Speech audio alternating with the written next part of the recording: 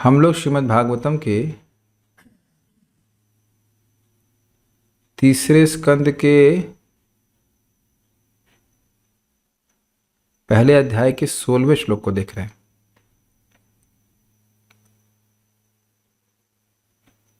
ये आरो बंद कर सकेंगे तो अच्छा रहेगा। तो बेसिकली हम लोग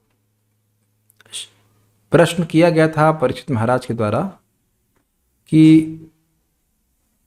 विदुर जी और मैत्री जी का संवाद हुआ कहाँ था, कुत्र और कदा, कब हुआ था। तो उसी के प्रसंग में शुकदेव गोस्वामी जी ने बहुत सारे कारण बताए क्यों विदुर जी ने अपना घर त्याग दिया, और अब यहाँ उनके त्याग का वर्णन है, कैसे उन्हें घर त्याग ही दिया। कल आपने सुना था कि किस प्रकार से दुर्योधन ने बहुत अपशब्द कहे थे कि कौन बुलाया है इस दासी के पुत्र को, और ये जिह्मम कुटिल आचरण कर रहा है, क्यों परिकृत्य। श्लोक देख लेते हैं एक बार।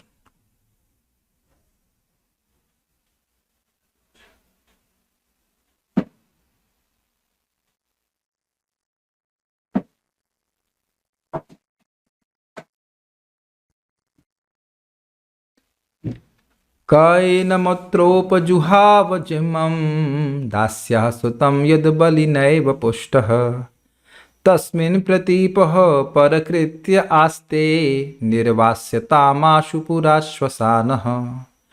क एनम अत्र उपजुहाव, कौन इसको बुलाया है, कौन बुलाया उसको। तुम्हारा बाप ही बुलाया, लेकिन वो जानते हुए भी दुष्ट स्वभाव का होकर बोलता है कौन बुलाया।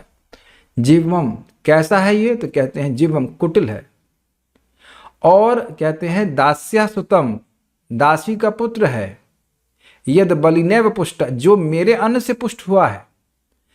फिर भी जीवम क्यों है, क्योंकि तस्मिन प्रतिपा, जिसके अन्न से पुष्ट हुआ है उसी में वह प्रतिपा अर्थात प्रतिकूल व्यवहार कर रहा है।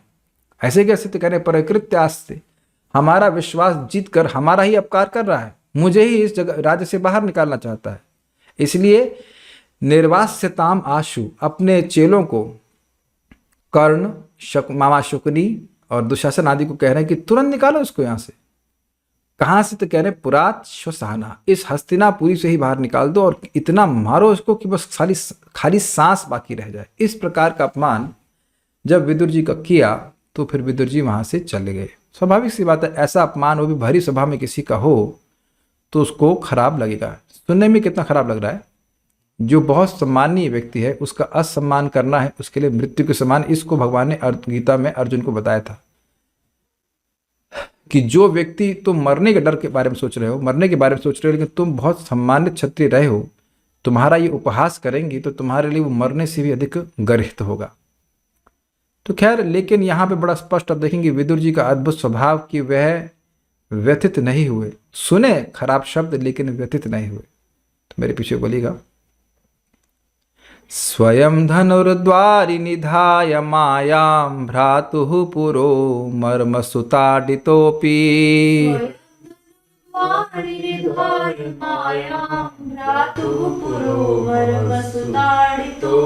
स्वयं धनुर्द्वारि निधाय मायां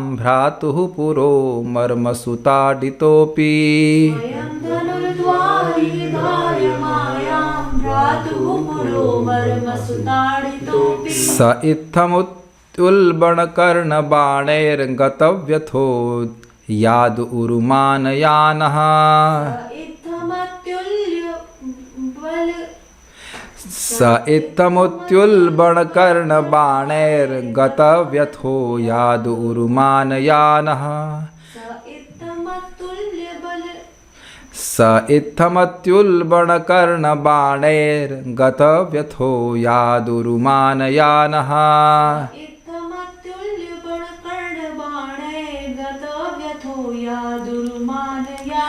स्वयं धनुर्द्वारि निधाय मायां भ्रातुः पुरो मर्मसुताडितोऽपि भ्रातुः पुरो मर्मसुताडितोऽपि स इत्थमुत्युल्बणकर्णबाणैर्गतव्यथो यादुरुमानयानः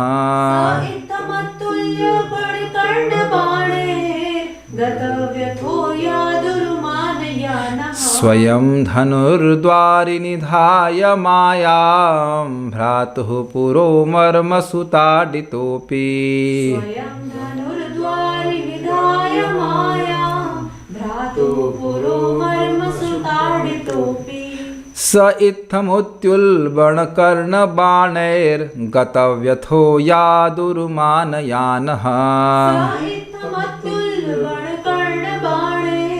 गतव्यथो यादुरुमानयानः स्वयं धनुर्द्वारि निधाय मायां भ्रातुः पुरो मर्मसुताडितोऽपि स्वयं धनुर्द्वारि निधाय मायां भ्रातुः पुरो मर्मसुताडितोऽपि स इत्थमित्युल्बणकर्णबाणैर्गतव्यथो यादुरुमानयानः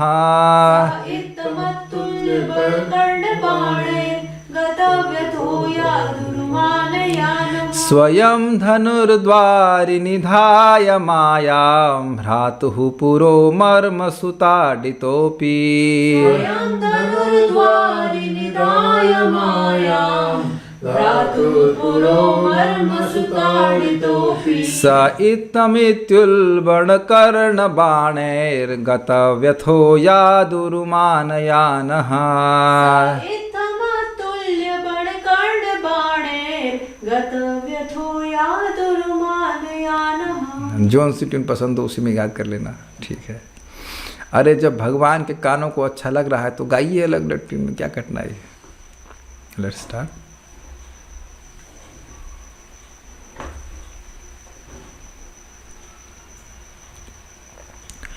इस तरह अपने कानों से होकर बाणों द्वारा भेदे गए और अपने हृदय के भीतर मर्माहत विदुर ने अपना धनुष दरवाजे पर रख दिया और अपने भाई के महल को छोड़ दिया। उन्हें कोई खेद नहीं था क्योंकि वे माया के कार्यों को सर्वोपरि मानते थे। इस बात पे टीका करी गई है काफ़ी कि माया के कार्य एक ही समय में माया महामाया के अनुसार कार्य कर रही है और योग माया के अनुसार कर रही है। भिन्न भिन्न अधिष्ठान भिन्न भिन्न लोगों पे अलग अलग प्रकार से कार्य कर रही है। तो अब यहाँ फोटो में नेक्स्ट देख सकते हैं कैसे यहाँ पे विदुर जी को पीछे से गाली दे रहा है दुर्योधन और विदुर जी अपना धनुष को द्वार पर रख कर वह चल दिए। ऐसा नहीं था कि वह शूद्राणी से जन्म लिए थे तो उन्हें युद्ध करना नहीं आता था। वो ट्रेनिंग भी उनको प्राप्त थी लेकिन अब वह युद्ध नहीं कर रहे थे, वह तीर्थ भ्रमण के लिए निकलने का निश्चय कर लिए थे। में देखिएगा, सह वह विदुर इत्थम इस प्रकार भ्रातु अपने भाई धृतराष्ट्र के पुरः यानी राजमहल से अति उल्बण अत्यंत कठोर, उल्बण का मतलब होता है कठोर, मर्मसु कर्ण बाण है मर्म भेदी शब्दों रूपी कानों से हृदय में प्रवेश करने वाले बाणों से। समझ रहे हैं, वो शब्द नहीं थे, वो हृदय को भेदने वाले बाण थे। अब आप देख सकते हैं कि बाण तो सामने से चला जाता है लेकिन यहाँ बाण कान से चलाया गया। और बात कही गई है, अन्यत्र भूला गया है कि वाणी के अपराध को इतना अधिक क्यों कहा जाता है। वैष्णव की कोई निंदा करता है, खराब वचन बोलता है तो उसे इतना खराब क्यों बोला जाता है। वो कहा गया है कि अगर किसी के सीने पे बाण चला जाए तो बाण निकाल देता है, उधर चला जाता है। लेकिन अगर किसी ने मर्माहत वचन बोले हैं तो व्यक्ति उसको 20-20, 30-30 साल, 40 साल तक याद रखता है, कभी कभी तो पूरा जीवन भी याद रखता है। उस दुख को वह भूल नहीं पाता। कोई इसमें विरोध तो है नहीं, बहुत से भक्तों का अनुभव होगा इस प्रकार से। वैसे भक्ति करने से तो धीरे धीरे भूल जाता है व्यक्ति, लेकिन फिर भी जो अभक्त हैं वह नहीं भूलते। आपने सुना होगा, एक बहुत सुंदर वचन है, भगवान का तो वचन है ही, अनुद्वेगकरम वाक्यम सत्यम प्रियम च यथ। दूसरे को उद्वेग करने वाला वचन नहीं बोलना चाहिए। वो व्यक्ति परेशान हो जाए ऐसा वचन नहीं बोलना चाहिए। इससे वाणी में, ये वाणी की तपस्या है। क्यों वाणी की तपस्या है? प्रवृत्ति हम सब की होती है कि वाणी को धड़ से उपयोग कर ले किसी के मर्म को आहत करने के लिए प्रवृत्ति होती है, और सोचते हमको बहुत मजा आए, लेकिन इससे हमारी वाणी दूषित हुई। हाँ, ये था, ऐसी वाणी बोलिए मन का आपा खोए, आप तो आपन को शीतल करे और शीतल होए। ऐसी वाणी बोलनी चाहिए जिससे खुद भी शीतलता अनुभव करे व्यक्ति और दूसरे को भी शीतलता अनुभव करे। आप देख सकते हैं कि दुर्योधन गुस्से में उसके होंठ फड़क रहे थे, और जितना वो खराब बोल रहा था वो उसको भी सुनाई पड़ रहा था, और उससे भी और परेशान हो रहा था। दूसरे को दुख देने वाला वचन बोलने से व्यक्ति खुद सुखी नहीं हो सकता। भाई, जो दूसरे को दोगे तो घूम के आपके पास खुद ही आएगा ना।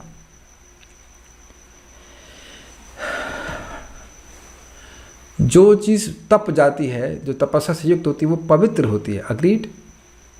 तो हम यहाँ देख रहे हैं कि दुर्योधन की वाणी अत्यंत खराब थी।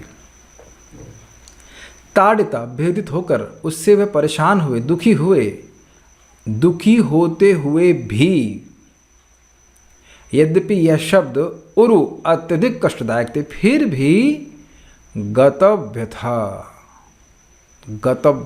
अब ये एक अद्भुत बात है, जिसका इस प्रकार से समाज में सम्मान रहा हो, जो ऐसे मंत्री के रूप में प्रसिद्ध था, जिसकी मंत्रणा को अन्य मंत्री सम्मान से देखते थे, जिसके शील को, सुंदर स्वभाव को महान भक्त ऐसे उनके विदुर जी के सुंदर स्वभाव को की स्पृहा करते थे कि काश ऐसा सुंदर स्वभाव हमारा हो जाए। तो अब कितना सम्मानित व्यक्ति था, और उसका भरी सभा में इस प्रकार का अपमान होगा तो क्या वह दुखी नहीं होगा? दुखी होगा। लेकिन यहां कह रहे हैं गतव्य था।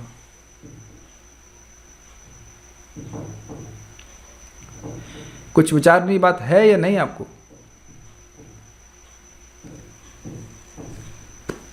मेरा निवेदन है कि अभी तुरंत आप कोई प्रश्न ना करें। I would like to keep the chat off because मेरा फ्लो टूट जाता है, so better I just keep the chat.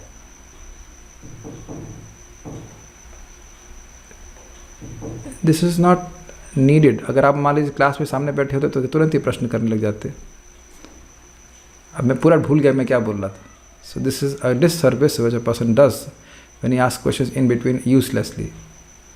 अब देखिए, मुझे अपने शब्द कठोर करने पड़े। मैं कितनी बार बोल रहा हूँ, मैं बिल्कुल भूल गया मैं क्या बोल रहा था, बताओ।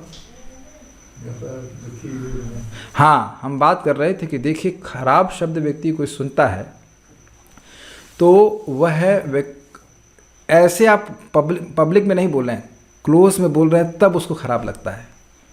और पब्लिक में अगर कोई व्यक्ति का अपमान हो तो उसे कितना बुरा लगेगा, उसकी मति बार बार वहीं पे जाएगी कि नहीं जाएगी। तो ये बात कुछ आश्चर्यजनक नहीं लग रही कि गतव्य था। दो शब्द यहाँ पे हैं, ताड़ितो अपि, वह दुखी किए गए, उनका हृदय भेदा गया, फिर भी वह गतव्य था। ये कुछ अजीब सा नहीं लग रहा आपको? शब्द बहुत अद्भुत है, बता रहा हूँ, एक श्लोक बहुत अद्भुत है। यद्यपि बहुत दुखी हुए शब्द हैं, मर्महत, क्या शब्द था देखिए, मर्म को आहत करने वाले। मर्म मतलब कोमल स्थान, जहाँ व्यक्ति मारे तो बहुत अधिक दुख होता है, उसको मर्म कहा जाता है। तो ऐसे स्थान पे उनको भेदा गया, वो भी बाणों से। ठीक, स्वागत। अगर कोई मर्म स्थान पे हाथ से मारेगा तब भी दर्द होता है। जैसे फॉर एग्जाम्पल किसी के नाक के अगर, करना मत भाई, नाक के अगर भाग में कोई हल्के से मार दे तो बहुत दर्द होता है, और अगर कोई प्रहार करे किसी वस्तु से तो और चोट लगेगी, स्वाभाविक सी बात है। तो यहाँ कह रहे हैं कि जो मर्म स्थान है हमारा हृदय, उसमें इन्हें कर्ण बाण मारे, मतलब बहुत शब्द भेदी बाण मारे, बहुत खराब बात बोले, लेकिन गतव्य था। तो आपको अजीब सा नहीं लग रहा है ये? तो उस रहस्य हम उद्घाटन कर दे रहे हैं। विदुर जी, आप जानते हैं कि पहले से ही इस राज्य को छोड़ना चाहते थे। जब द्रौपदी का अपमान हुआ, जब युधिष्ठिर महाराज आदि को उन्हें वन भेज दिया, 13 साल पहले की बात बता रहा हूँ, इस घटना के 13 साल पहले की बात बता रहा हूँ, तभी उनका मन खट्टा हो गया था। जब इन लोगों को जलाने का प्रयास किया गया, आपको सब श्लोक जान रहे हैं तो सुनते आए हम लोग, तभी विदुर जी घर त्यागना चाहते थे, लेकिन वो बाध्य थे, अपने भाई के प्रति आसक्त भी थे, इसलिए राज्य को नहीं त्याग पा रहे थे। तो गता व्यथा का मतलब कारण क्या था कि अब उनको मौका मिल गया इस राज्य को छोड़ने का, इसलिए खुश हो गए। समझ में आ रहा है? कुछ इच्छा होती है व्यक्ति की भाई हम इस स्थान को छोड़ दें, लेकिन कुछ अपनी आसक्ति के कारण व्यक्ति छोड़ नहीं पा रहा होता है। तो ऐसी घटना हो जाती है कि अब वो छोड़ने का कारण बन जाती है। बाह्य रूप से तो वह कठोर लगता है कारण, लेकिन उसका जो फल है वो बहुत अच्छा था। फल ये है कि भगवान, वो तो भगवान के भक्त हैं। अब बस वो एकांत में अपना जहाँ भी तीर्थ भ्रमण करेंगे, कोई जगत की वार्ता नहीं, कोई पॉलिटिक्स नहीं, और भगवान के बारे में बात कर भगवान का ही स्मरण करते चलेंगे, तो वो प्रसन्न है। ये बात थोड़ा समझ लें आप लोग कि जिसको भगवान का प्रेम है, इसके पास है, उसको भगवान के संबंध में की गई कोई भी सेवा अत्यंत प्रसन्न करती है। जरा सी भी वार्ता जो भगवान से अलग हो उसको बिल्कुल अच्छी नहीं लगती। हम लोग अभी प्रगति कर रहे हैं, लेकिन जो पूरी तरह से शुद्ध भक्त हैं उनको वो कोई और वार्ता करना ही नहीं चाहते। तो बाध्य होकर करना पड़ा, क्योंकि 100 साल का शाप था उनको कि वो शूद्र के रूप में रहेंगे। तो वहाँ पे वो रह रहे थे, लेकिन उनको सुख नहीं मिल रहा था, तो इसीलिए गतव्य था। मायाम मान याना, ओह ये बाह्य प्रकृति माया का महात्म्य है, इस प्रकार विचार करते हुए धनुद्वारी, धनु यानी धनुष को, द्वार यानी दरवाजे पर धनुष को निधाय संस्थापित कर स्वयं अयात, अपने आप उस नगर से चले गए। यानी कि इससे पहले कि दुर्योधन उनको मारता या मारने का प्रयास करता, वो स्वयं ही वहाँ से चले गए। मैं दुर्योधन के रेफरेंस फ्रेम से बोलने का प्रयास कर रहा हूँ कि जब कोई खल व्यक्ति होता है, किसी को अपना दुश्मन मानता है, तो उसको एकदम ख़त्म कर देना चाहता है, उसका अपमान करना चाहता है, ये उसकी भावना होती है कि इसको हम ख़त्म कर दें, मार दें, और मारे भी ऐसे नहीं, आसान मौत न दें, इसको अपमानित करें, ये करके गंदी गंदी भावना उसकी थी ना, ऐसी भावना थी। तभी तो बोल रहा था केवल सांस भर उसकी बाकी रह जाए। तो इतना वहाँ पर इतना काय को रुकेंगे, वो किस लिए रुकेंगे, इसलिए खुद ही चले गए। तो अब हम जो पहले बात चर्चा कर रहे थे कि विदुर जी छोड़ दिए, उसका अन्वय इस श्लोक से है, जो आप हमने पहले बताया था, स आया था, स छत्ता आया था, वह विदुर जी वहाँ से चल दी। ठीक है, संस्कृत देखेंगे। स्वयं धनुर्द्वारी, स्वयं ही विदुर जी अपने धनुष को द्वार पर निधाया रख दिए। भ्रातुः पुरो अयाता, गतविधों के बाद दिखा है अयाता, भाई के घर से चले गए। क्यों? मर्मसु ताड़ितो अपि, वह मर्म से ताड़ित हुए थे। किसके द्वारा? इत्थम इति उल्बण कर्ण बाण, इस प्रकार से कठोर कर्ण बाणों के द्वारा जब उनका हृदय ताड़ित हुआ था, उसके बाद भी गतव्यथा अयात, बिना व्यथा के चले गए। मान लीजिए किसी स्थान को आप पहले ही छोड़ना चाहते हैं, किसी कारणवश अब टिके हुए हैं, और कोई व्यक्ति उसका स्नैप कर दे उसको, भाई तुम निकल जाओ यहाँ से, तो आप यहाँ बहुत अच्छा किया आप निकलने के लिए बोले, इसलिए दुखी नहीं हुए। ताड़ितो अपि, जैसे मान लीजिए कोई मैथमेटिक्स का टीचर है और वो स्टूडेंट पढ़ रहा है, उसको पढ़ने का मन ऐसे ही नहीं है। एक एग्जाम्पल दे रहा हूँ। तो अब अगर टीचर कहे निकल जाओ यहाँ से, तो खुश हो जाएगा, यद्यपि गाली दी जाएगी उसको, लेकिन अच्छा पैसा छूटा मारा है ना, ये बोला। तो उसके बाद कह रहे उरुमान याना, एक्चुअली उरु इस अन्वय में जिसने लिखा है वो, हाँ ठीक है, उरु ताड़ित सही था। और दूसरा अर्थ ये भी था, उरु मायाम उरु मानयाना, एक तो था कि उरु ताड़ितो अपि, बहुत ज़्यादा ताड़ित होने पर भी गतव्य था। दूसरा अर्थ, दूसरा जगह अगर अन्वय करेंगे तो उसमें कहेंगे मायाम उरु मानयाना, माया के कार्य को बहुत ज़्यादा माना। माया किस प्रकार से अद्भुत तरह से कार्य कर रही है देख रहे हैं, वो कैसे कार्य कर रही है हम समझाएंगे भी आपको। देखिए श्रीधरी, दुर्योधन के वे कठोर वचन कानों के मार्ग से हृदय में प्रवेश करके मर्म स्थल को आहत करने वाले थे, किंतु उन शब्दों को सुनकर भी विदुर जी को इससे कष्ट नहीं हुआ, क्योंकि वे इसमें माया का ही महत्व देते थे। माया का कार्य है। अब देखिए, इसको समझना चाहिए, इस जगत में हम लोग क्यों दुखी हो जाते हैं जब कोई बुरी बात बोलता है, क्योंकि हम सोचते हैं वो हमको बोल रहा है, वो बोलता है देह को, लेकिन हम सोचते हैं हमको बोल रहा है, और इसी कारण से हम दुखी हो जाते हैं। लेकिन जो महाभागवत हैं जैसे कि विदुर जी, तो उनका तो देह अभिमान कभी होता ही नहीं है। उनका तो यही अभिमान होता है कि मैं भगवान का सेवक हूँ। तो ठीक है, वो बुरी बात सुन रहा, लग रहा है बुरी बात बोल रहा है, लेकिन उनको प्रभाव नहीं पड़ता है इसका। यही बात महाराज समझा रहे थे परम पूज्य वृंदावन चंद्र महाराज अपनी पिछली क्लास में जो वृंदावन में दी। काम क्रोधोद्भवम वेगम सयुक्त स सुखी नरा। जो व्यक्ति काम और क्रोध के वेग को सहन कर लेता है शरीर छोड़ने से पहले, वही व्यक्ति युक्त है और वही व्यक्ति इंसान है। तो फिर कहेगा भाई कहना तो बड़ा आसान है, लेकिन कैसे हो सकता है? तो भगवान उसको बता रहे हैं, यस्त्वात्मरतिरेव स्यात् आत्मतृप्नः योऽन्तः सुखोऽन्तरारामस् तथान्तर ज्योतिरेव च। जिसकी भगवान में योऽन्तः सुखो अंतः, जिसका सुख अंदर है, बाह्य नहीं है। योऽन्तः सुखोऽन्तरारामस्, और तथांतर ज्योतिरेव, उसकी अंतर ज्योति अर्थात अंतर क्रीड़ा है। क्या मतलब हुआ? वह भगवान की लीला स्मरण, भगवान के नाम कीर्तन, भगवान की भक्ति करके ही सुखी रहता है, इसलिए काम और क्रोध से प्रभावित नहीं होता। तो हम सब लोगों के लिए बहुत बड़ी शिक्षा है। हम तो प्रभावित होते ही हैं काम और क्रोध से। अभी तो मैं क्रोधित हो ही गया, लेकिन एकमात्र तरीका है कि भगवान के में चित्त को रखा जाए। एक्चुअली मैं क्रोधित इसलिए हुआ था कि मेरा चित्त भगवान से हट गया था वो प्रश्न से। So that was the point. But point is very simple. अन्य बातों से भी हम तो छोटी छोटी बातों पर क्रोधित होने लग जाते हैं। तो ऐसे शब्दों को मर्मा अगर किसी और व्यक्ति को बोले जाते तो वो बहुत दुखी होता। लेकिन विदुर जी समझ गए कि भगवान चाहते हैं कि अब मैं इस जगत इस स्थल से निकलूं, मेरा समय पूरा हो गया यहाँ पे, इसलिए ऐसा करवा रहे हैं। क्यों? देखिए, कोई भी व्यक्ति कुछ भी नहीं कर सकता अगर भगवान उसको सैंक्शन न करे।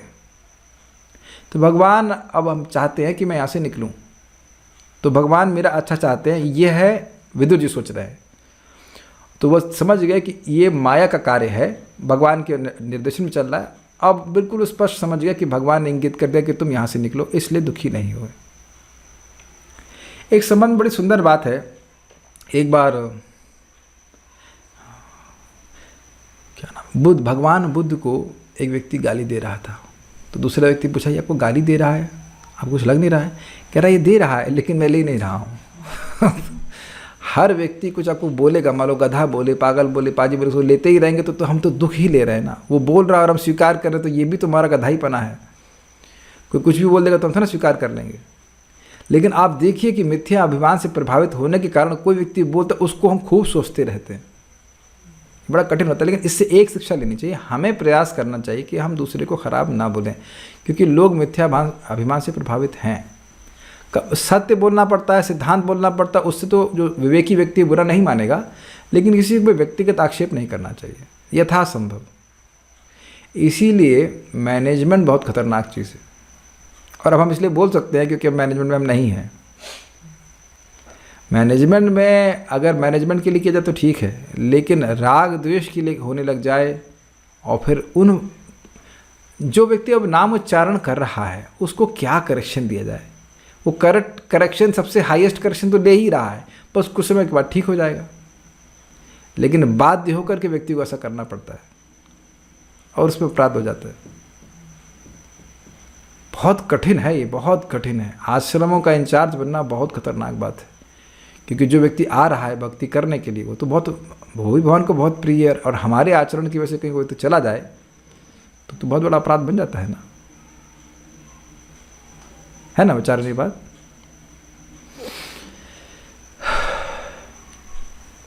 तो कुछ बातें यहाँ पे शिक्षा की हैं। वे जानते थे कि माया ही प्रेरित करके दुर्योधन से इस तरह की बातें करवा रही है, अतएव वे सब विदुर जी को हस्तिनापुर से बाहर निकालें उससे पहले ही वे अपने आप उस नगर से निकल गए। स्वयं वे नगर से निकलते समय धनुष को राजा के द्वार पर ही रख दिए, क्योंकि वे जानते थे कि ये सब मरने वाले हैं, फिर धनुष का क्या उपयोग है। अब समझ में आया? अब ये क्यों कहना है श्रीपाद श्रीधर स्वामी, वो ये बड़ा मज़ेदार बात है। उन्होंने माया के कार्य को देखा। क्यों देखा? अरे इन लोगों को भगवान कृष्ण आकर समझाए, इनको समझ में नहीं आया, तो मैं क्या समझाऊंगा और ये क्या समझने वाले हैं। यह तो निश्चित हो गया है कि ये मरने ही वाले हैं। जो व्यक्ति मरने ही वाला है, अब उसके ऊपर धनुष बाण का प्रयोग करने का क्या मतलब है? जो डेथ बेड पे पड़ा है उसको गोली मारने का क्या मतलब है? जो समझ में आया, समझ में आया।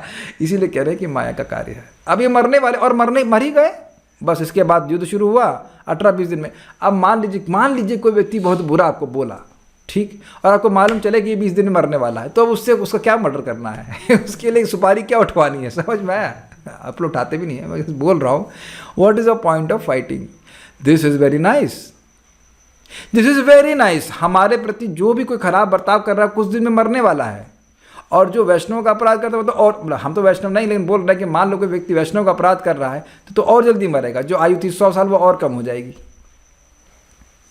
और अद्भुत बात यह है कि जो अपराध कर रहा होता है उसको समझ में भी नहीं आता है। उसको समझाओ कि तुम वैष्णव का अपराध कर रहे हो, तो ना मैं कहाँ कर रहा अपराध, मैं तो नहीं मानता कि वैष्णव का अपराध है। तो मरो जा करके, मरोगे तो समझ में आएगा, क्या कर सकते हैं। ये बड़ी अजीब सी बात है। अब रामचंद्र खान, यहाँ बात आ रही तो हम बोल दे, रामचंद्र खान नाम का व्यक्ति था, वह हरिदास ठाकुर जी के प्रति अपराध करता है। वो उनके पीछे वैश्या को बेचता है, उन्हें गिराने का प्रयास करता है। तो वहाँ जो उसने अपराध किया तब वो सोचा कि मैंने तो कुछ नहीं किया, मैं तो बिल्कुल सही आदमी हूँ, मैं तो बस फर्स्ट क्लास चल रहा हूँ। लेकिन उसके घर में नित्यानंद प्रभु स्वयं बलराम जी अपने द्वादश गोपाल और अन्य पार्षदों के संग आए। Can you imagine that? क्या ग्रेट, क्या महान भाग्य है।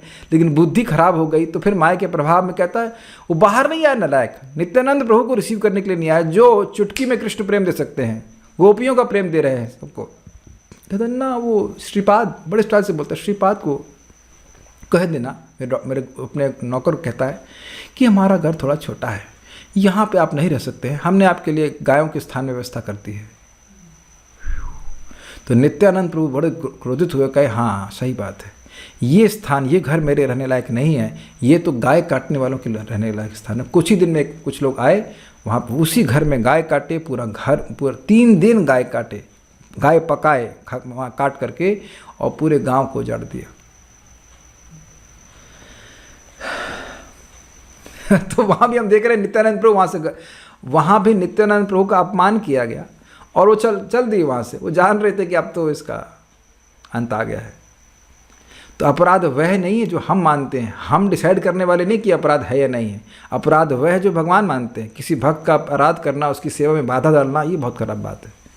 तो आप देख रहे हैं कि उन्हें क्यों धनुष गिरा रख दिया। अब ये मरने ही वाले हैं, इन्होंने प्लान बना लिया है पूरे समाज की आत्महत्या करने का, ख़त्म करने का, भगवान के विरुद्ध चल रहे हैं। इससे क्या युद्ध करूँगा मैं? इसलिए मेरे लिए धनुष का कोई प्रयोजन है नहीं। पांडवों के पक्ष से तो युद्ध करना नहीं था उनको, मतलब पांडवों के पक्ष से तो कोई युद्ध करने का मतलब नहीं, पांडवों से तो युद्ध नहीं करने वाले थे, और ये लोग मरने ही वाले हैं। तो जब मेरा कोई शत्रु है ही नहीं, तो फिर हम धनुष क्यों उठाएंगे? जैसे मान लीजिए आप माता जी लोग चमचा कब उठाते हैं? जब कुकिंग करनी है। जब कुकिंग करनी ही नहीं है तो चमचा क्यों उठाएंगे? अब समझ में आ गया? अब समझ में आया। ठीक है, गॉट इट, है ना? ठीक है। जैसे भाई एक है, चलिए समझ गए आप लोग, समझ गए। अथवा यह सोचकर उन्होंने, अब देखिए, अथवा यह सोचकर उन्होंने धनुष को रख दिया कि यदि मैं धनुष लेकर जाऊंगा तो ये सब सोचेंगे कि यह भीमादि के साथ मिलकर युद्ध करेगा, इसलिए उन्होंने धनुष रख दिया। अब देखिए, स्वाभाविक सी बात है कि जो खल व्यक्ति है वो किसी का अपमान करेगा तो वो क्या सोचेगा? मन्यते आत्मवत जगत। वो सोचेगा भाई मैं अगर इतना अपमान को प्राप्त हुआ होता तो मैं जरूर मर्डर का प्लान बनाता। सोचेगा कि नहीं सोचेगा? तो अगर वह धनुष साथ में लेके जाते तो अब दुर्योधन यही सोचता रहता कि अब ये जरूर पांडवों के संग मिलेगा और उनके संग मिल करके हमारा युद्ध करेगा। पहले इसी प्लानिंग पांडवों के साथ थी, हमारे में फूट डालने का प्रयास कर रहा था। अब ये धनुष लेके गया, हमारे संग युद्ध करेगा, तो कहते नहीं मैं किसी की तरफ से युद्ध नहीं करने वाला, धनुष रख दे रहा हूँ, खत्म, मुझे इससे मतलब ही नहीं झगड़े से। ये एक दिक्कत होती है कि जो व्यक्ति द्वेष कर रहा होता है जिस व्यक्ति के प्रति, वो सोचता है कि वह भी उससे द्वेष करेगा, लेकिन जरूरी नहीं है। अब विदुर जी महाभागवत है तो द्वेष नहीं करने वाली। युधिष्ठिर महाराज अजात शत्रु, वो इतना सारा दुर्विषम तवागा, तुम्हारे इतने सारे अपराध सहन करने के बाद तुमको अपना शत्रु नहीं मानते हैं, ये विदुर जी ने धृतराष्ट्र को कहा था। लेकिन अब वो सोचे कि इसके मन में दुख ना हो, इसके मन में संशय ना हो, भय ना हो कि ये भी युद्ध के लिए आएंगे, तो चिंता मत करो, हम यही धनुष त्याग दिए। ये भी अर्थ हो सकता है, सारा तृष्णि। इत्थमिति उल्बण कर्ण बाणई अर्थात जब दुर्योधन के अति तीक्ष्ण वाक्य बाण की भांति कर्ण में प्रविष्ट होते हुए मर्मसु अर्थात मर्म स्थान को ताड़ित अर्थात भेदने का कार्य किए, तथापि चूंकि विदुर जी ने उसका प्रतिवाद यह कहते हुए नहीं किया कि तुम अपने काका से इस प्रकार कैसे बोल सकते हो, क्वेश्चन मार्क छोड़ दीजिए, अतः नहीं क्वेश्चन मार्क है, तुम अपने काका से इस प्रकार कैसे बोल सकते हो। तो यहाँ ताड़ितो अपि का मतलब है कि यद्यपि वह ताड़ित हुए लेकिन अपशब्द नहीं कहा। बता इसके पीछे रहस्य क्या है। वह नीति जानते थे।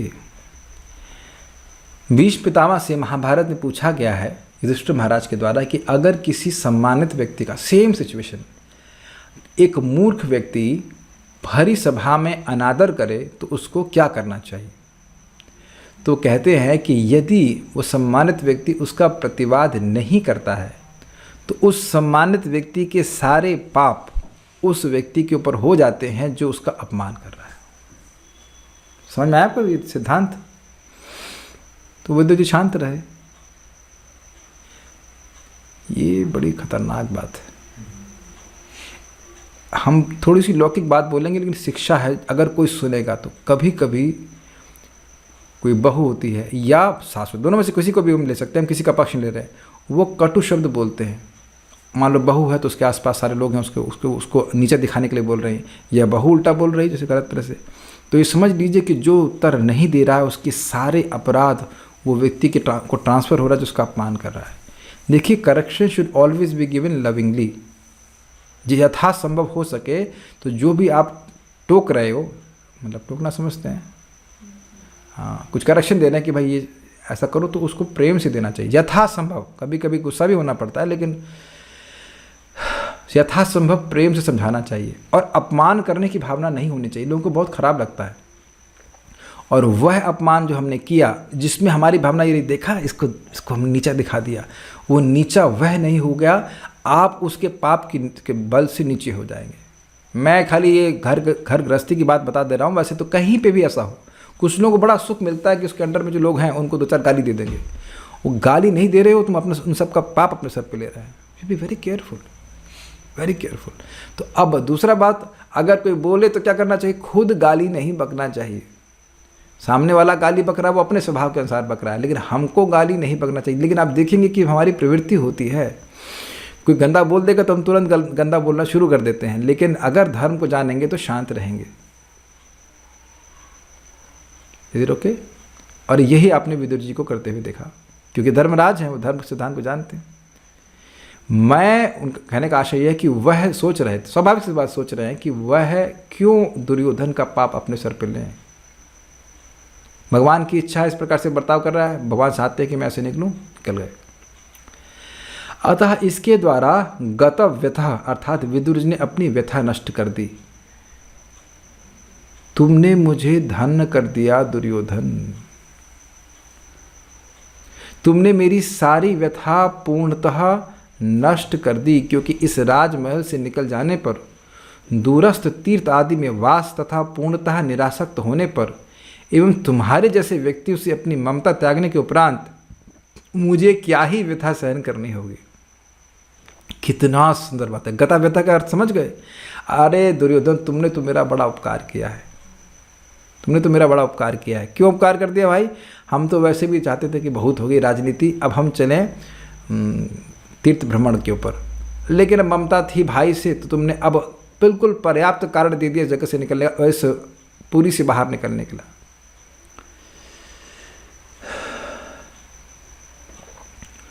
देखिए, यहां नहीं लिखा है कि धृतराष्ट्र अब उनको वापस बुला रहे हैं। धृतराष्ट्र किस मुंह से विदुर जी को वापस बुलाते? आपने देखा होगा इस प्रकार का अगर कहीं अपमान हो जाता है हमारे रिश्तों में, हमारा मान लीजिए कोई बेटा है या कुछ अनुज है जिसने किसी बड़े व्यक्ति का असम्मान कर दिया, तो हमारी हिम्मत भी नहीं पड़ती है उनको ये कहने के लिए कि आप क्षमा कर दें या वापस आ जाएं। आप मेरी बातें समझ रहे हैं? ये आप लोगों ने घर में कहीं ना कहीं देखा होगा, कहीं ना कहीं ऐसा अपमान हो जाता है कि अब वो व्यक्ति, हमारी इतनी हिम्मत भी नहीं होती कि उस व्यक्ति को वापस बुलाएं। क्या, किस मुंह से बुलाएंगे? फिर अपमान सहने के लिए, यही बोलेंगे ना आप। तो वो समझ गया कि एक ही व्यक्ति उनको वापस बुला सकता था, वो था उनका भाई धृतराष्ट्र, वो भी नहीं बुलाने वाला था, कैसे बुलाएगा। विदुर जी कहते थे भैया अब क्या करूंगा आकर के, फिर वही अपमान झेलूंगा। I can relate with this things very nicely. भक्तों के संग में अगर उनकी इच्छा होती है कि वह एकदम एकनिष्ठ होकर के भगवान की भक्ति करें और किसी कारणवश नहीं कर पाते हैं, तो किसी बंधन में पड़े रहते हैं, तो भगवान उस बंधन को स्वयं काट देते हैं। जैसे हम लोग नारद जी के संग में भी सुन चुके हैं। नारद जी एकनिष्ठ होकर के भगवान की भक्ति करना चाहते थे, छोटे बालक थे, लेकिन जब वो दासी पुत्र थे तब नारद जी नहीं थे, लेकिन अपनी माँ के आसक्ति के कारण वह नहीं जा पा रहे थे। तो भगवान एक दिन रात्रि में भगवान ऐसी व्यवस्था करी कि माँ दूध काढ़ने के लिए गई थी और उसको एक सर्प ने काट लिया और मर गई। और भगवान की कृपा ही नारद जी ने समझी। उन्होंने तब स्वेच्छा से गृह आयात अर्थात त्याग दिया। क्यों त्याग दिया? दुष्ट पापियों द्वारा निकाले जाने से श्रेष्ठकर यह था कि वह स्वयं ही चले जाते, अतः उन्होंने उस ग्रह का सर्वस्व त्याग दिया, यहाँ तक कि धनुष भी।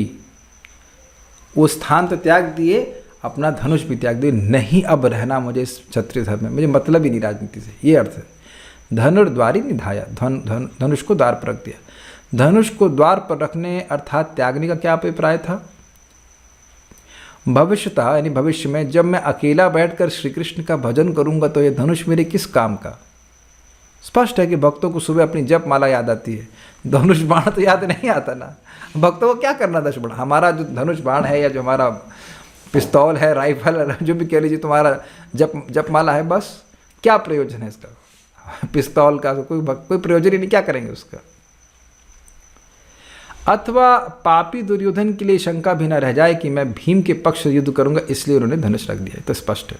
एवं उन्होंने माया के उरु अर्थात महान प्रभाव पर मानयाना अर्थात विचार किया। तो मैंने बताया था कि उरु का शब्द उरु तारुतो भी हो सकता है या उरु मानयाना। उरु का मतलब होता है बहुत अधिक। क्या माया का प्रभाव था? तो कह रहे थे माया का प्रभाव कितना अधिक है, ये विचार करने लगे। यह सोचते कि दुर्योधन माया द्वारा अंधा कर दिया गया है, क्योंकि यह श्री कृष्ण को नहीं देखता, यद्यपि वह तो उसके समक्ष ही उपस्थित हैं। अब आपने यहाँ पे जगत में देखा होगा, कोई व्यक्ति भुलक्कड़ होता है, उसके सामने ही वस्तु रहती है और वो ढूंढता रहता है। हमारे संग तो बहुत बार हो गया ऐसा, लेकिन आप लोग संग शायद कभी, आप लोग तो सब इंटेलिजेंट हैं, हमारे साथ ऐसा हो जाता है। सामने रखी वस्तु ढूंढ रहा है व्यक्ति, जेब में चश्मा रखा हुआ है और जगह जगह ढूंढ रहा है, कहाँ गया कहाँ गया कहाँ गया। तो नहीं कह रहे भाई सामने रखा है, तुम्हें दिख नहीं रहा है। तो कई बार लोग कहते हैं कि भाई भगवान सामने दिखाओ। अरे बेटा, भगवान सामने भी होंगे, अगर भगवान के प्रति प्रेम नहीं होगा तो तब भी भगवान की बात नहीं मानोगे। ये कैसे भगवान हो सकता है? वही स्थिति रहेगी। नाहम प्रकाशः सर्वस्य योग माया समावृत मूढ़ोयम नाभिजानाति लोको माम अजम अव्ययम। भगवान की बात को एकदम समझना। यद्यपि भगवान ने भी गीता नहीं बोली है, लेकिन विदुर जी इस बात को समझते हैं कैसे भगवान की अद्भुत माया शक्ति कार्य कर रही है। भगवान सामने खड़े हैं, फिर भी माया के द्वारा अपने को ढक लेते हैं, अपनी महिमा को नहीं समझने देते। क्यों? क्योंकि वो व्यक्ति समझना नहीं चाहता।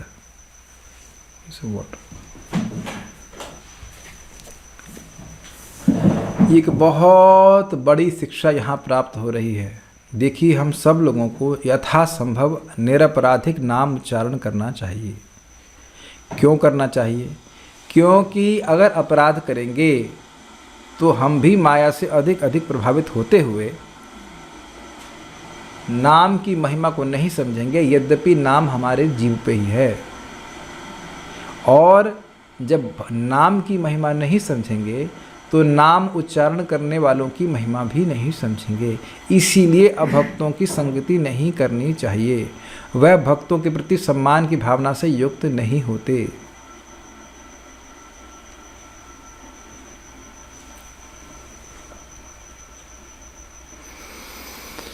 अरे तुम लोग भी तो बाथरूम जाते हो, हमको उसने स्पष्ट ट्रेन में व्यक्ति बोला, तुम भी तो सोते हो, तुम भी तो खाते हो, तुम और हम में अंतर क्या है? समझ में आ गया ना? वो ये नहीं समझ पाएगा कि भक्त लोग कितने कितने महत्वपूर्ण, भगवान को कितने प्रिय हैं। It's okay, I will take later. तो ऐसे लोगों का संगति करने से ही नाम अपराध बनते जाते हैं। नाम की महिमा सुन करके जो नाम के प्रति समर्पित हैं, तो नाम अपनी महिमा उनको प्रकाशित करते चले जाएंगे, और जितना नाम प्रकाशित करेंगे वह उनका वैष्णव के प्रति सम्मान की भावना बढ़ जाएगी। महाराज बोल रहे थे, कुछ लोग बड़ा चिंतित होते हैं, ये क्या है, एक आदमी बोल रहा है बाकी लोग सुन रहे हैं, लोग पागल हैं क्या? वो कहाँ भागवत की महिमा समझने वाले हैं कि इसी के द्वारा व्यक्ति भगवान का प्रेम से भरा हुआ पार्षद बन करके भगवान के पास चला जाएगा। आप समझने का प्रयास कीजिए, लोग बिल्कुल नहीं समझते हैं भागवत की महिमा या भगवत गीता की या जप की। अरे भक्त भी नहीं समझते, दूसरों की तो बात छोड़िए। अगर भक्त सब समझ रहे होते तो भक्तों की निंदा, भक्तों का अनादर क्यों कर रहे होते?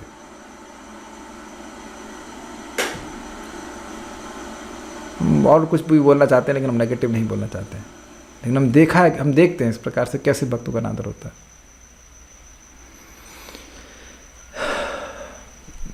छोड़िए, मेरे मन में कुछ आ रही बातें, हम नहीं बोल रहे कुछ। लेकिन हम लोगों को समझने का प्रयास करना चाहिए कि जो भी भगवान का प्रेमी है, अरे अजामिल है क्या कोई व्यक्ति? और अगर अजामिल भी हो तो अजामिल के केस में देखिए, अजामिल को बचाने के लिए भगवान ने वैकुंठ से अपने पार्षद भेजे। जो कभी माला हाथ में पकड़ा नहीं, उसको बचाने के लिए भगवान ने भेजे। और जो बैठ के माला जप कर रहा है, उसकी हम क्या निंदा करें बताइए? यही महाप्रभु का शब्द है। पूछा गया कि गृहस्थों को उद्धार कैसे होगा, तो कहते हैं नाम उच्चारण और वैष्णवों की सेवा। तो कहते वैष्णव कौन? इसने एक बार भगवान का नाम लिया है, उसका सम्मान करना सीखो। अब यद्यपि उसके आचरण एकदम अच्छा नहीं होता है, तो नाम बोलने से तो आचरण ठीक नहीं हो जाता है, लेकिन उसका सम्मान करने का प्रयास करना चाहिए। जब कोई टीचर डांट रहा होता है या करेक्शन दे रहा होता है, तो वह निंदा नहीं कर रहा होता है, वो इसलिए कर रहा होता है ताकि जो स्टूडेंट है वो ठीक हो जाए। समझने का प्रयास कीजिए। उसको आप निंदा नहीं कह सकते हैं, लेकिन जो दोष है नहीं, या अगर कोई हल्का फुल्का दोष है और उसको बहुत गा रहे हैं, तो उससे क्या मिलने वाला है? कुछ भी नहीं। तो हम खाली ये बात समझा रहे थे कि कैसे व्यक्ति माया से प्रभावित होने के कारण भगवान की, भक्तों की महिमा नहीं समझ पाता। आप यहाँ पे देख रहे हैं, भगवान सामने होते हुए भी भगवान की बात नहीं मान रहा है। तो ये माया का प्रभाव वह समझ गए। अथवा अन्य अर्थ यह है कि भगवान कृष्ण की माया कितनी महान है, क्योंकि इस प्रकार से भगवान के भक्त को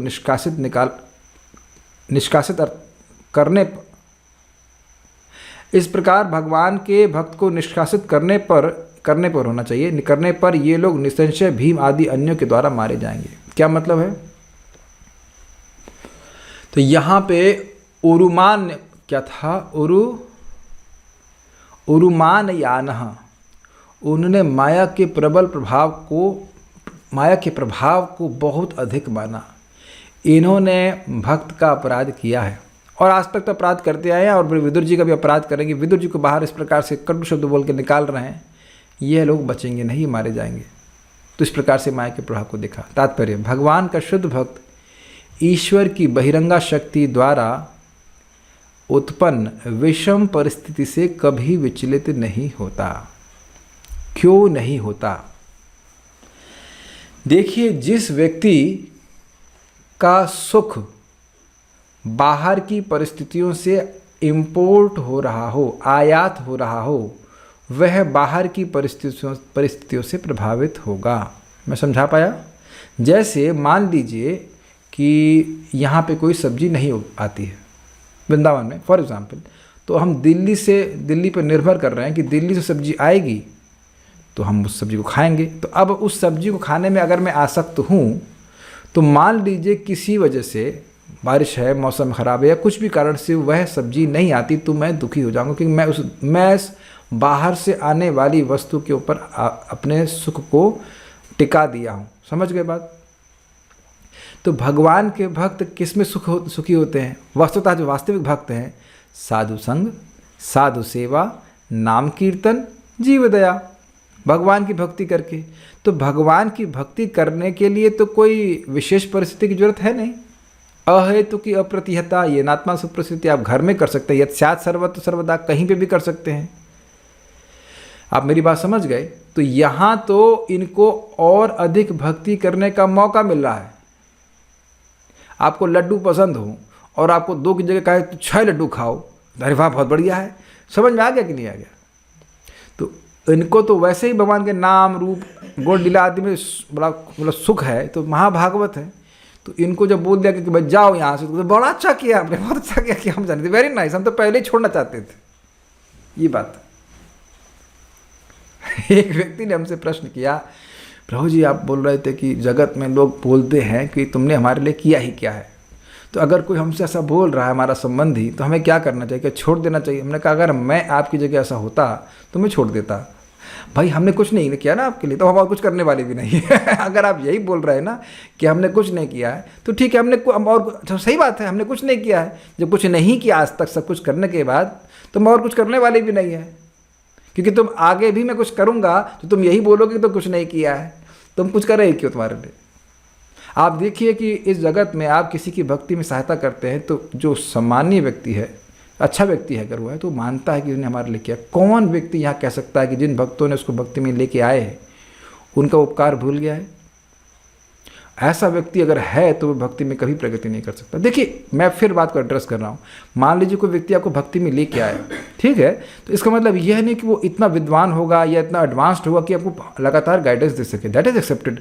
बट इसका मतलब यह तो नहीं है ना कि हम उसका अपमान करेंगे। उसका उपकार है ना, उसने हमको पुस्तक दी या हमको प्रसाद दिया, जो कुछ भी है उसने, वो उसे कहते हैं ना वर्तमान प्रदर्शक गुरु। जैसे ध्रुव महाराज की माँ ने कहा बेटा तुम जंगल में चले जाओ, ना वो मंत्र दी ना कुछ बताई, लेकिन रास्ते में नारद जी बोल के, तो नारद जी उनके शिक्षा गुरु हुए, लेकिन अपनी माँ के उपकार के तो ध्रुव महाराज नहीं भूले। 36,000 साल के बाद जब भगवान के पास जा रहे तब भी नहीं भूले। This is called devotional service, this is meaning of a devotee. तो अगर ऐसी विषम परिस्थिति उत्पन्न हो जहाँ को कोई बोल रहा है और बोला जाएगा ही, भौतिक मतलब ऐसे होते ही हैं, जगत है इस प्रकार का कि तुमने हमारे लिए क्या किया है, तो क्या ठीक है हम और कुछ नहीं कर रहे, हम भगवान के लिए करेंगे जो करना है, तुम्हारे लिए और कुछ नहीं करने वाले, निकलो यहाँ से। लेकिन आसक्ति के कारण व्यक्ति पड़ा रहता है, तो ये आसक्ति भी कट गई। भगवत यही बात कही गई थी कि ना विदुर जी के लिए, आप ध्यान दीजिएगा, ये बात विदुर जी के लिए कही गई थी। विदुर जी सदा ही हस्तिनापुर के हित के लिए ही कार्य किए हैं। और क्या बोला गया, इसने हमारी, ये तो विपक्ष में चल रहा है, ये तो हमारे खिलाफ चल रहा है, इज इट नॉट? ऐसा बोला गया। तो ठीक है तुम्हारे खिलाफ चल रहे हैं तो हम तो तुमसे दूर ही चले जाते। तुम कह रहे हो ना कि तुम्हारे उल्टा चल रहे हैं, तो ठीक है हम उल्टा ही चलते हैं। ये बोल रहे हो ना कि हम तुम्हारे उल्टा चलते हैं, परकृत्य आस्ते तो हम उल्टा ही चलते हैं, हम धनुष छोड़ करके चलते भाई, हम तुमसे मतलब नहीं है। Quite interesting. भगवद गीता में कहा गया है, प्रकृति क्रियमाणानि गुण कर्माणि सर्वशः अहंकार विमूढ़ात्मा कर्ता हम इति मन्यते। बद्धात्मा बहिरंगा शक्ति के विभिन्न गुणों के प्रभाव के अंतर्गत संसार में निमग्न रहता है। मिथ्या अहंकार में डूबा हुआ वह सोचता है कि हर कार्य वह स्वयं कर रहा है। भगवान की बहिरंगा शक्ति अर्थात भौतिक प्रकृति पूरी तरह से परमेश्वर के अधीन है और बद्धात्मा बहिरंगा शक्ति के पूर्ण नियंत्रण में होता है। अतः बद्ध जीव पूर्णतः भगवान के नियमों के अधीन होता है, किंतु केवल मायावश वह अपने को अपने कर्मों में स्वतंत्र मानता है। दुर्योधन बहिरंगा शक्ति प्रकृति के ऐसे प्रभाव के अंतर्गत कार्य कर रहा था जिसके फलस्वरूप अंत में उसका सफाया हो जाएगा। ये बात विदुर जी देख रहे थे। वो देख रहे थे कि ये दुर्योधन सोच रहा है कि वह स्वतंत्र है, वह किसी के संग कुछ भी कर सकता है ना, द्रौपदी का अपमान कर सकता है, भीम को जहर खिला सकता है और विदुर जी को बुलाकर ऐसे अपमान कर सकता है। ये एक बहुत बड़ी प्रॉब्लम है एक भौतिकतावादी व्यक्ति के लिए कि हम तो कुछ भी करने में स्वतंत्र हैं, हम कुछ भी करने में स्वतंत्र नहीं हैं, ये करने में भी नहीं करके हमें भी दिखाते हैं, देखो सांस ले लिया सांस छोड़ दिया, और भगवान हवा ही बंद कर देंगे तब अगर भगवान ने हवा दी है तब ना हवा खींच रहे हैं। एक दिन ऐसा आएगा जब व्यक्ति अपनी उंगली को ऐसे ऊपर भी नहीं उठा पाएगा, तब समझ में आएगा। बाय द वे, क्या हमारी जो नाक का डिज़ाइन है वो हमने स्वतंत्र रूप से स्वीकार किया है?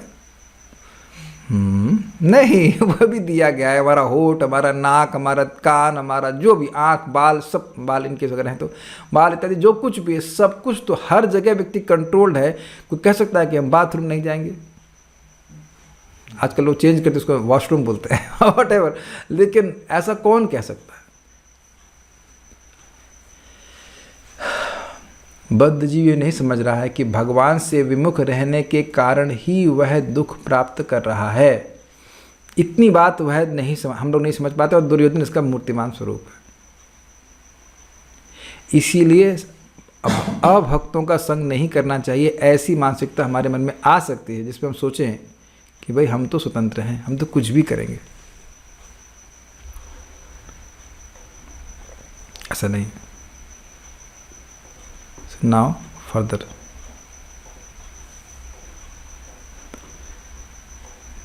तो ये प्रभाव माया का विदुर जी ने देखा कि ऐसा होते हुए भी कि दुर्योधन और उपलक्षण से सभी बद्ध जी, लेकिन दुर्योधन और उसकी पूरी पार्टी भगवान की कृपा पर हैं, फिर भी यह व्यक्ति भगवान के विरुद्ध चल रहा है। Does it make sense? ये माया का प्रभाव है। प्रभुपाद बड़ा सुंदर कहते हैं कि कोई व्यक्ति जगत में कोई वस्तु बनाता है, कोई इंस्टीट्यूशन बनाता है, तो क्या वो मर जाता है? भगवान ने पूरा जगत बनाया है और ये सोचना भगवान यहाँ नहीं है, ये कितनी बेवकूफ़ी है। कितना इंटरेस्टिंग पॉइंट है ना। ऐसा तो नहीं है कि गवर्नमेंट ने जेल बनाई और गवर्नमेंट खत्म जेल बनाती है गवर्नमेंट और उसको भरती भी है, तो जानता है व्यक्ति, इज इट नॉट कि ना हम गलत चलेंगे तो हम जेल में भर दिया जाएगा। गवर्नमेंट आपको दिखती है क्या? क्यों भाइयों? गवर्नमेंट नहीं दिखती है। गवर्नमेंट का प्रभाव इम्पर्सनल रूप में दिखाई पड़ता है और बाद में वो इनैक्ट किया जाता है पर्सन्स के द्वारा, व्यक्तियों के द्वारा। तो जो लोग कहते हैं अरे कुछ नहीं, ये नरक वरक किसने देखा है? तुम्ही को दिखाया जाएगा, तुम ही इसके संवाददाता बनोगे कि हाँ भैया नरक तो है, लेकिन तुम्हारे पास कोई माइक नहीं होगा बोलने के लिए लाइव नहीं कर पाओगे। अरे भैया नरक तो है, हमको तो अब यहाँ तेल में उबाला जा रहा है, हम यहाँ नरक से कुंभी पाक से यहाँ से लाइव सूचित कर रहे हैं कि यहाँ पे जो लोग भी अब शराब पीते हैं उनको नहीं, सॉरी, जो लोग भी मुर्गा खाते हैं उनको तला जाता है तेल में ना वहाँ से, वो तो आपको भागवत में सुन लेना होगा, वहाँ से लाइव का कोई संभावना नहीं है। we have to be hearing this all because ये स्वैर आचरण, स्वतंत्र आचरण, ये स्वतंत्र आचरण की मानसिकता बद्ध जीव में है। नहीं, हम भोजन बिना अर्पित किए नहीं ग्रहण कर सकते। हमको बड़ा अच्छा लगा, एक भक्त बोले प्रभु जी भगवान से हम प्रेम में भगवान को भोग नहीं लगाते, हम तो डर के मारे भोग लगाते हैं कि कर्म बंधन लगेगा। तो भाई डर के मारे भजन करो, कुछ तो करो, नहीं करने से तो अच्छा ही है ना। धीरे धीरे व्यक्ति ठीक हो जाता है। ओके, उसने विदुर के परामर्श को नहीं माना, उल्टे उन महात्मा को अपमानित किया जो उसके सारे परिवार के हितैषी थे। विदुर इसे समझते थे क्योंकि वे भगवान के शुद्ध भक्त थे। दुर्योधन के वचनों से बुरी तरह अपमानित होने पर भी विदुर यह देख सके कि दुर्योधन माया यानी बहिरंगा शक्ति के वश में होने से अपने ही विनाश के पथ पर अग्रसर हो रहा है। एक आपने विचार, बहुत अच्छी बात मैं बताऊंगा, पॉजिटिव और नेगेटिव दोनों तरह से, कि कैसे हमारे शब्द हमारे लिए कल्याणमय हो सकते हैं। जब जिस दिन हमने पहली बार हरे कृष्णा कृष्ण कृष्ण हरे हरे, हरे राम राम राम हरे हरे, बिल्कुल टोटल अज्ञान में भी बोला था, उसी दिन से हमारे परम कल्याण का व्यवस्था भगवान ने कर दी थी। इसका तो कल्याण मुझे करना है। जैसे सीन चेंज करें, जैसे आज इसने अपमान किया, इससे पहले भी अपमान किया, जब भी किसी महान भक्त का अपमान कोई व्यक्ति करता है, उसी दिन से उसका मतलब क्या कह सकते हैं, उसका दुर्गति का निर्माण होने लगता है। दोनों तरह से समझ लीजिए। अच्छा शब्द उपयोग किया भक्तों के लिए तो लाभ होगा, छोड़ दीजिए। और अगर खराब शब्द उपयोग किया है तो आगे बहुत बुरा परिणाम आने वाला है, ये देखना होगा। जैसे कि आप हरिदास ठाकुर जी का बारे में सुनते हैं, उनका अपमान किया था गोपाल चक्रवर्ती ने, ए तुम कहाँ से इस भाव, कौन इस भावुक को यहाँ लेके आया? सेम दुर्योधन के स्टाइल में गोवर्धन मजूमदार के घर में वह हरि नाम की महिमा कहने के लिए बुलाए गए थे, और उन्होंने कहा कि लोग बोल रहे थे कि हाँ भाई नाम से पाप कटते हैं, कहता हाँ नाम से मुक्ति मिलती है ये वो, तो कहते हैं ना ना ना ना ना, ये नाम के द्वारा, भगवान के नाम के द्वारा पाप कट जाए ये मुख्य फल नहीं, क्योंकि नामाभास से ही मुक्ति मिल जाती है। नाम का तो मुख्य फल है कि भगवान का प्रेम प्राप्त हो। तो यह सुनकर गोपाल चक्रवर्ती नाम का एक व्यक्ति था, उसको बहुत गुस्सा है, कहते हैं इस भावुक को कौन यहाँ बुलाया, जबकि उनका बॉस ही बुलाए थे, सेम दुर्योधन के स्टाइल में। इस भावुक को यहाँ कौन बुलाया? यहाँ पे ये स्टाइल लग रहा है कुछ परंपरा में चल रहा है। तो कहा कौन बुलाया इसको? तो उसके बाद बोला कि तुम जानते नहीं हो ये मुक्ति कई कई जन्मों में नहीं मिलती है, और तुम कह रहे हो नामाभास से मिल जाती। नामाभास को हरि बोल ऐसे करके, क्या ऐसे हरामखोर कोई बोले हराम हराम बोल दे, क्या ऐसे बोल देने मात्र से या मजाक में भी हरिनाम कर दिया जाता है तो उसे नामाभास कहते हैं? तो ऐसा करने से मुक्ति मिल जाती है? अगर ऐसा करने से मुक्ति नहीं मिलती है ना, तुम्हारी नाक काट दूंगा, ऐसे उसने पब्लिक में हरिदास ठाकुर जी को कहा। तो हरिदास ठाकुर जी भी बड़े कॉन्फिडेंस से बोले कि देखिए अगर नामाभास से मुक्ति नहीं मिलती है तो मैं अपनी नाक स्वयं काट लूँगा। मैं नहीं कह रहा हूँ, सारे शास्त्र कह रहे हैं। तो ऐसा जब कहा तो खैर नहीं हाँ, गोपाल चक्रवर्ती को यहाँ निकालने वाला, जो निकलने वाला व्यक्ति था वो गोपाल चक्रवर्ती, नाम में इसका गोपाल था, नाम उसका भगवान के नाम पे ही था। देखिए कितना खतरनाक बात है, बहुत ध्यान से सुनिए।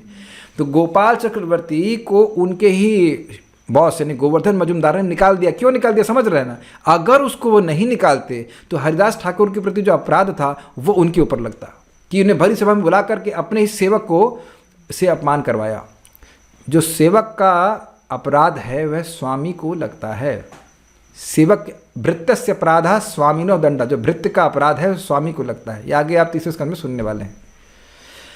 तो 3 दिन के अंदर ही उस गोपाल चक्रवर्ती की चंपक के फूल जैसी नाक में, पूरे शरीर में, यहाँ तक नाक गलने लगी और पूरे शरीर में कोढ़ हो गया, मर गया वो। मरा तो हमको नहीं पता, लेकिन उसको इस प्रकार का कष्ट भोगना पड़ा केवल वाणी के उपयोग के द्वारा। वाणी से बहुत अपराध हो जाते हैं। ठीक है,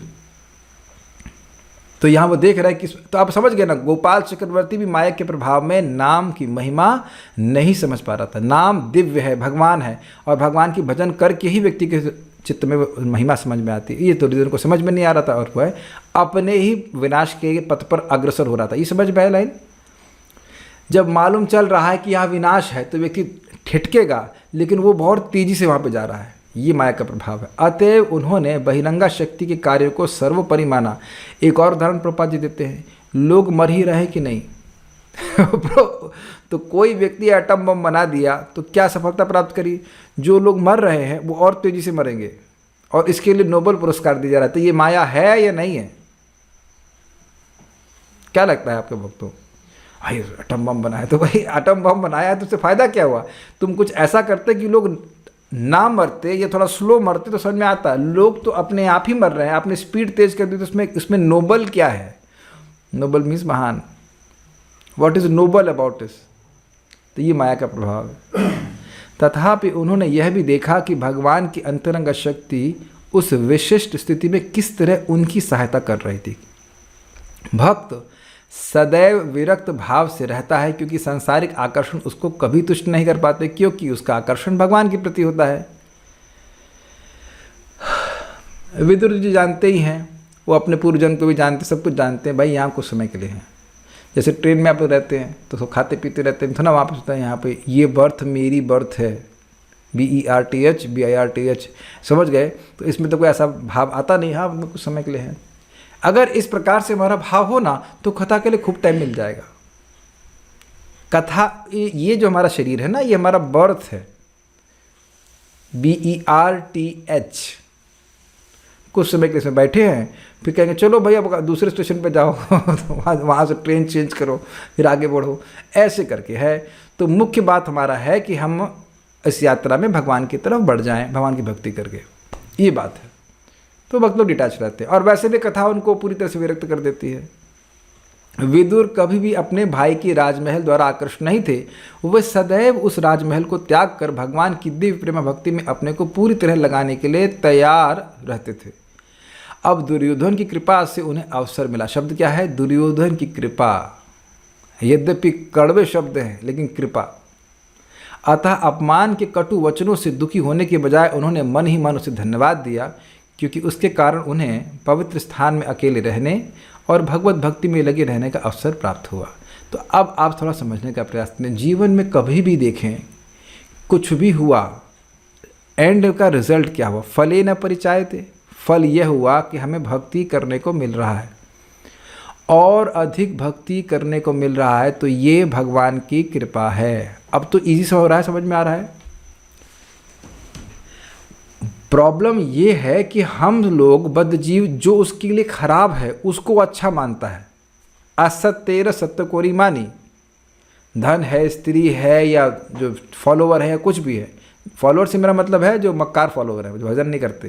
प्रचार तो करना ही, हम सभी लोग चाहते हैं कि और अधिक अधिक सिंसियर भक्त बने, लेकिन जो खाली मक्कार है, मक्कार समझ रहे हैं ना, मतलब वो भक्ति नहीं करते, ऐसे लोग, ऐसे फॉलोवर्स का क्या मतलब है? कोई मतलब नहीं है। तो ऐसे चीज़ों का मुझसे कोई संबंध नहीं है। ये समझ के और देखे कि हमको भगवान की भक्ति करने का मौका मिल रहा है, तो समझना चाहिए कि भगवान की कृपा है। हम सब लोग पे भगवान की कृपा है कि भगवान की कृपा के कारण ही हम लोग रोज़ बैठ के भागवत पढ़ पा रहे हैं। बाकी कुछ हुआ या नहीं हुआ उससे कोई मतलब नहीं है। हमने आंखों से देखा है, कितनी बार हम देख रहे हैं कि महल में रह रहे हैं, महल का मतलब बड़े बड़े मकानों में भी रह रहे हैं, लोग परेशान नहीं है। बताइए, है ना? उन पर कृपा नहीं हुई ना भगवान की? अरे मैं अपने ही घर में देखे थे, हम तो क्या बोले, कितना झगड़ा हमने घरों में देखा है, अपने घर में देखा। इतना बहुत अच्छा कि आज 2002 से मैं बाहर निकल गया था वहाँ से, मतलब बाहर। Then I was peaceful.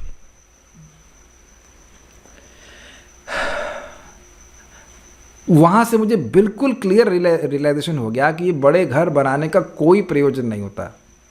हमें रहना बहुत छोटे से घर में रहता है, घर छोटा हो लेकिन हमारी बुद्धि भगवान में लगी तो शांति है। Is absolutely goes against our grain कि हम बहुत बड़े घरों के चक्कर में रहेंगे तो बहुत सुखी हो जाएंगे। It does not work like that. नहीं तो ये बताइए कि शिव जी क्यों घर नहीं बांधे? वो तो बांधे ही नहीं घर, वो तो पेड़ के नीचे रहते।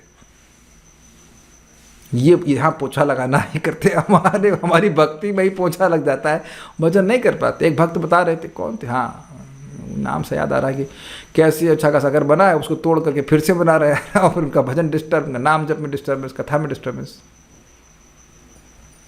ठीक है, तो रिजल्ट देखिए कि जो कुछ भी हुआ, क्या उससे आपका भजन बढ़ा? और ये तो आप कह नहीं सकते कि भगवान आपका भजन कम करना चाहते हैं, ये तो कभी चाहते ही नहीं, भगवान तो कभी चाहते ही नहीं। तो भगवान ऐसी व्यवस्था करेंगे, अगर हमारी इच्छा है भजन की, हम भक्ति कर सकें, भागवत सुन सकें, जप कर सकें, तो भगवान ने व्यवस्था रखी है, खुश होकर स्वीकार करना चाहिए। बहुत अच्छा हुआ, ठीक है, इसलिए धन्यवाद दिया। गतः व्यतः शब्द बिना दुखी हुए यहाँ पर महत्वपूर्ण है, क्योंकि विदुर उन यातनाओं से मुक्त हो गए जिनसे भौतिक कार्य में बंधा हुआ प्रत्येक व्यक्ति पीड़ित होता रहता है। क्या क्या क्या? ये लाइन समझ में आई आपको? क्योंकि विदुर उन यातनाओं से मुक्त हो गए जिनसे भौतिक कार्य में बंधा हुआ प्रत्येक व्यक्ति पीड़ित होता रहता है। भौतिकतावादी रिश्तेदारों से रिश्ता निभाना ये एक बहुत बड़ा मतलब पीड़ा है। आप लोगों को भक्तों का अनुभव होगा ही कि जब भी भौतिकतावादी व्यक्ति, आपके पुराने रिश्तेदार, पुराने मतलब नए तो हम लोग हैं ना, पुराने वालों की बात कर रहा हूँ, तो पुराने वाले कॉल करते हैं तो आप लोग डर ही जाते होंगे, अरे ये क्या बोलेगा, ओहो, और वो शुद्ध करने वाली बात ही बोलेगा। इधर ये वो इधर पैसे की बात होगी, या ये होगा, कैसे चलेगा, ये तो हमारा चल रहा है लेकिन उनको चिंता हो रही कैसे चल रहा है, ये वो आगे कैसे चलाओगे। जब आज का दिन कल वाले दिन के हिसाब से तो आगे था ना, आगे आज वाला चल गया तो कल वाला भी आगे भी चल ही जाएगा। हम अगर भूखे मरेंगे तो कौन बदनाम होगा? भगवान, कि भाई ये 16 माला कर लिया, कथा बोल रहा है, भक्ति कर रहा है, या आप लोग भी सुन रहे हैं कथा और ये भूखा मर रहा है, तो कराओ बदनाम। हम क्या कर सकते हैं? भगवान को यश देंगे, देखो भगवान की भक्ति कर रहे हैं फिर भी भूखे मर रहे हैं? हो ही नहीं सकता, इम्पॉसिबल, हो ही नहीं सकता। भगवान को भाई बदनामी से व्यक्ति को बहुत डर लगता है। भगवान स्वयं बोला जो व्यक्ति सम्मानित होता है उसके लिए बदनामी मृत्यु के से भी खराब होती है। भगवान मर तो सकते नहीं, लेकिन मृत्यु से भी अधिक कष्ट, मृत्यु तुल्य कष्ट मिल जाएगा कि भगवान बदनाम हो गए। भगवान बदनाम नहीं होना चाहते, भगवान बदनाम हो जाएंगे। अगर आप भजन करने वाले भूखे मर जाएं तो भगवान बदनाम हो जाएंगे। भगवान बदनाम ही नहीं सहन से कर सकते, है ना। देखिए सुनिए ना भक्ति विकारी, आप लोग चैलेंज करना, जिस दिन घर में रोटी ना हो बताना। किसी घर में रोटी नहीं होगा तो चावल होगा, लेकिन होगा जरूर, कुछ ना कुछ जरूर रहेगा। भगवान बहुत प्रेम करते हैं जो भगवान का भजन करते हैं, ठीक है। तो ऐसे रिश्तेदारों से दूर ही करते तो अच्छा है कि नहीं। मुझे याद है जब मेरी माँ जिंदा थी तो खूब भक्ति करती थी, और कभी कोई रिश्तेदार आता, फ़ोन आता तो कहती एक मिनट रुकना, अभी वो बस वो वहाँ दरवाजे पे कोई आया है, एक मिनट अभी कॉल बैक करती हूँ। फिर कॉल ही नहीं करती थी, और जानती थी कि ऐसे लोग फालतू बात ही करेंगे, टाइम खराब करेंगे, उतने समय में हमारे कृष्ण मंत्र कर ले। तो ये चीज़ है। और अगर ये भी भक्तों से दिक्कत होती, प्रभु जी हमसे तो कोई रिश्तेदार बात ही नहीं करेगा। अरे भाई उनके बात करने से होगा क्या, हमारी दुर्गति तो होगी। तो हम बात करने के लिए नहीं आप लोग से हैं। सुबह 2 घंटा जब करते हैं, उसका सुबह गीता क्लास होती है, 1 घंटा वहाँ होती है, 1.5 घंटा यहाँ क्लास होती है। कितनी देर बात करोगे, आओ बात करो, सुनो बात। ऐसे लोगों से बात करने से क्या मिलेगा। आप विचार करना कि उनसे बात करके मिला क्या, क्या खाया, क्या बनाया इत्यादि, और तो कुछ नहीं। और ये भी नहीं कहेंगे कि हमने तुमने ठाकुर जी के लिए क्या बनाया, ये नहीं पूछेंगे। तुमने क्या खाया, बस ये पूछेंगे। दिस इज तमोगुण। तो इस पीड़ा से वे मुक्त हो गए। मैं समझता हूं कि बहुत सारे भक्त इस बात को सत्यापित करेंगे कि आप भी इसी पीड़ा से मुक्त हो गए हैं। You don't have to talk to people whom you don't want to talk. Good. अतएव उन्होंने सोचा कि धनुष के द्वारा अपने भाई की रक्षा करने की कोई आवश्यकता नहीं रही, क्योंकि उसके भाई का विनाश तो निश्चित ही है। आपने देखा होगा कि घर में कोई बुढ़ौती मरने वाले होते हैं, बुढ़ा मरने वाला होता है, तो कहते हैं अब इस पर क्या खर्च करना है, अब तो राम जी को उठा लेते तो अच्छा होता। तो वहाँ पे अब उनकी रक्षा का प्रयास नहीं किया था। तो समझ गया कि ये बुढ़ा मरने वाला है या इसका पूरे कुल का नाश होने वाला है, तो मैं अब उस धनुष को रख के क्या करूँगा उनको, तो इसलिए छोड़ दिए। इसलिए इसके पूर्व की दुर्योधन कोई कार्रवाई करे, उन्होंने महल छोड़ दिया। यहाँ पर भगवान की परम शक्ति माया ने अंदर से तथा बाहर से दोनों प्रकार से कार्य किया। ये समझ में आया। बाहर मतलब महामाया और आंतरिक मतलब अंतरंग शक्ति। तो अंतरंग शक्ति का क्या कार्य होता है, वह भक्त को भगवान के समीप लाती है, ठीक। और महामाया क्या करती है, जीव को भगवान से विरुद्ध ले जाती है। तो आप देखिए एक ही समय में माया दुर्योधन को विपक्ष में लेके जा रही है और विदुर जी को भगवान की तरफ लेके जा रही है। तो बार बार मैं इस बात को रिपीट कर रहा हूँ, जब हम भगवान की भक्ति करते हैं तो भगवान की अंतरंग शक्ति हमको और भगवान की तरफ आने के लिए प्रेरित करती है, उत्साहित करती है। और वो जो भी व्यवस्था बन रही है, आप प्रैक्टिकल देख लीजिए, जो भी हमारे पास वैभव है, विदुर जी से तो कम ही है, अग्रेड। तो वह अगर जाता है और उसकी वजह से हम भगवान के पास आते हैं, अब भगवान भूखा तो मारेंगे नहीं, तो निश्चित ये भगवान की कृपा है। और एक बात और समझ लीजिए, अगर भगवान वैसा चाहते हैं तो हमारे प्रतिकार करने से कुछ होने वाला भी नहीं है। ये सुनाई पड़ रहा है मैं क्या कह रहा हूँ। अगर भगवान चाहते हैं कि किसी वैसे आपका जो सो कॉल्ड भौतिक संपदा है वह जाए, तो वह जाएगी ही, हम कुछ कर भी नहीं सकते। ये प्रभुपाद जी समझाते थे, प्रभुपाद जी के पिताजी समझाते थे कि चतुर्भुज 4 हाथों वाला अगर देना चाहेगा तो तुम 2 हाथ से कितना लोगे, और ये 4 हाथों वाला लेना चाहेगा तो 2 हाथ से कितना बचाओगे। 2 हाथ पकड़ लेगा, दोनों हाथ से छीनता चला जाएगा।